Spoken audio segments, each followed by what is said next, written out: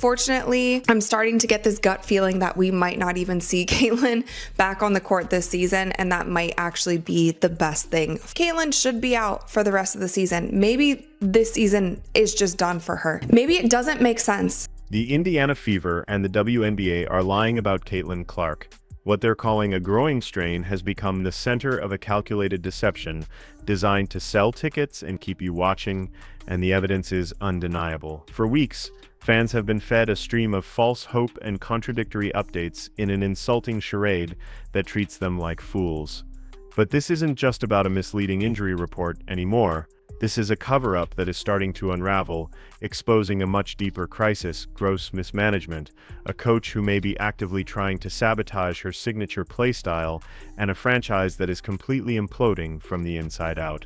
This is the real story they don't want you to know. Injury report that Caitlin Clark is a game-time decision. I think they did that for ticket sales.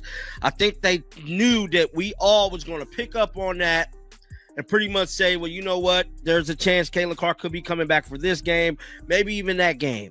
The chaos began with the injury updates themselves, which have been so inconsistent they feel like they're being generated by a broken AI. For weeks, Caitlin Clark has been sidelined, yet the official reports have been a dizzying circus of misinformation. First, she was listed as day-to-day, a term that implies an imminent return. Fans held their breath, expecting her back any game. Then that quietly shifted to out indefinitely, a vague and far more concerning status. But the most blatant and insulting part of this charade came when the Fever listed her as a game-time decision for their game against the Dallas Wings. This, of course, sent a ripple of excitement through the fan base and the media. Maybe, just maybe, she was ready to make her triumphant return. The hope was palpable, and it was just enough to ensure the arena was packed and the broadcast numbers were healthy. About the Caitlin Clark injury, let's listen to her, bro. Caitlin starting full court running last week. Has she been able to do anything extra since then, or return to practice at all? No return to practice. She's been able to get a little bit more in her full court running, with her all of her body weight. It's really building up from doing minimal to then building some endurance to do longer periods of time. She's been able to do a little bit more on the court in terms of how she moves. Caitlin Clark So there is really no timetable as to when Caitlin Clark could return. Y'all got me? There is no set time as when CC could possibly be coming back. And as of right now, the Indiana Fever is looking real spooky because they're not keeping it at 100. But then, just hours before the game, Coach Stephanie White dropped the real bomb in a press conference. Clark hadn't participated in a single full practice, not one. Let's get one thing crystal clear in the world of professional sports: if you haven't practiced, you are not playing. It's a non-negotiable rule. An athlete can't just jump from rehab into the speed and violence of a live game without testing their body in a controlled full-contact practice environment. To do so would be reckless and a recipe for re-injury. So why on earth would the team float the possibility? The game-time decision was never about her health. It was about your wallet. It was a carefully crafted piece of fiction designed for one purpose and one purpose only. But it's looking like he don't care for Caitlin Clark. We know clear as day that Stephanie White has been looking in certain areas not to be feeling the Caitlin Clark effect. I don't know, but this stuff is definitely looking concerning because... This leads us to the cynical but increasingly obvious truth behind this entire saga. This is about money. The WNBA is experiencing an unprecedented surge in popularity, and that surge has a name: Caitlin Clark. She is the engine driving the entire league forward, selling out arenas, shattering viewership records, and moving merchandise at a historic rate. She is not just a player, she is an entire economic stimulus package for a league that has struggled for decades to capture the public's attention. The front office knows this.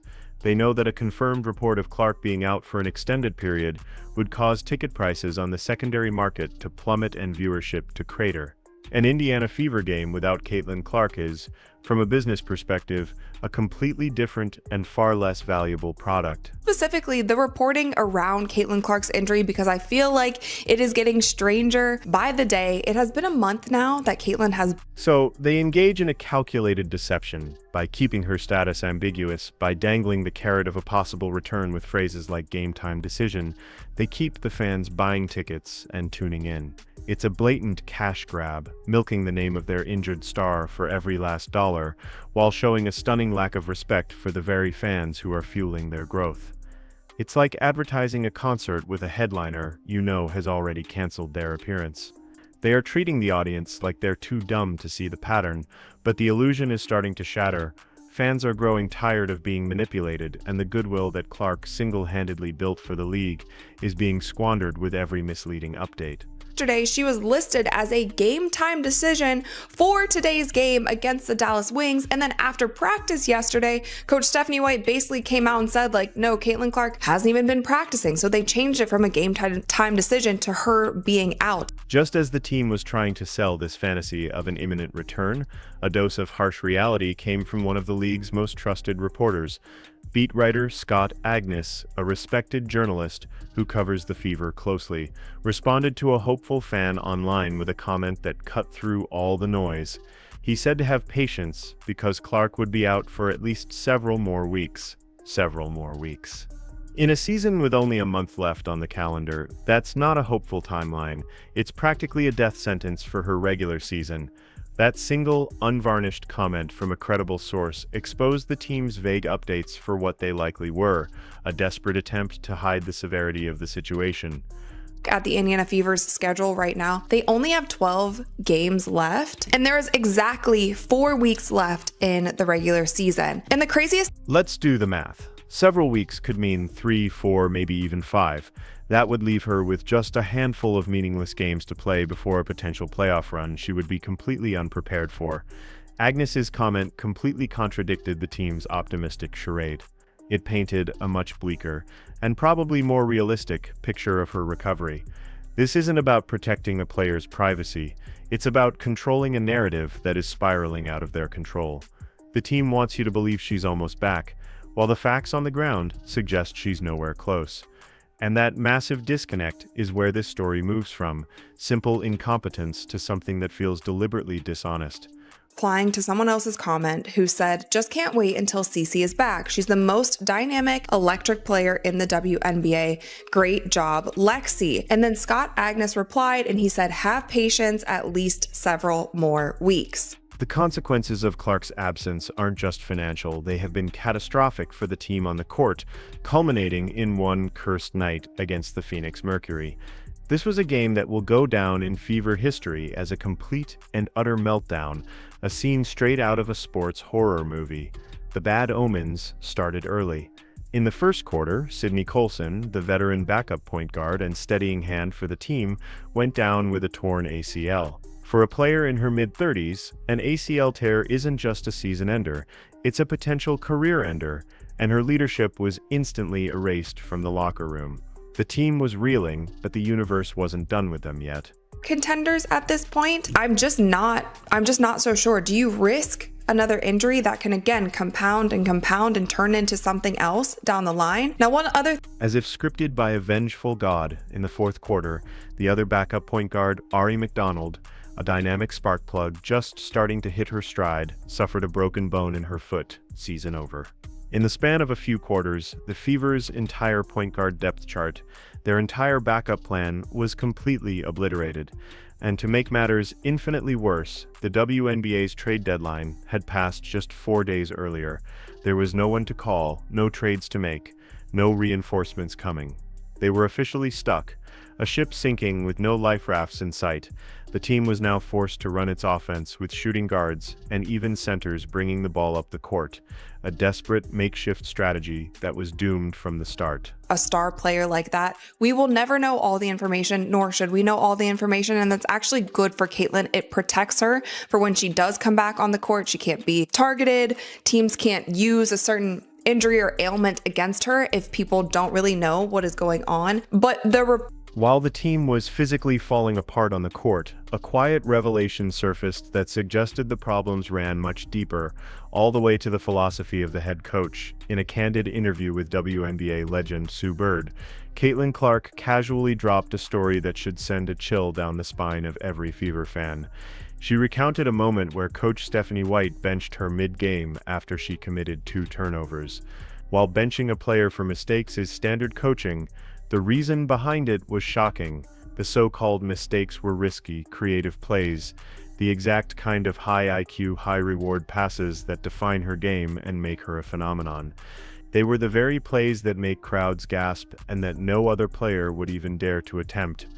Thrown back into any mix if she doesn't have significant practices under her belt before she goes into game speed. You can try to simulate game speed as much as you want in practice. Later in that same game, Clark had a similar opportunity for a flashy, fast break pass but held back, opting for the safe, boring, and predictable play instead.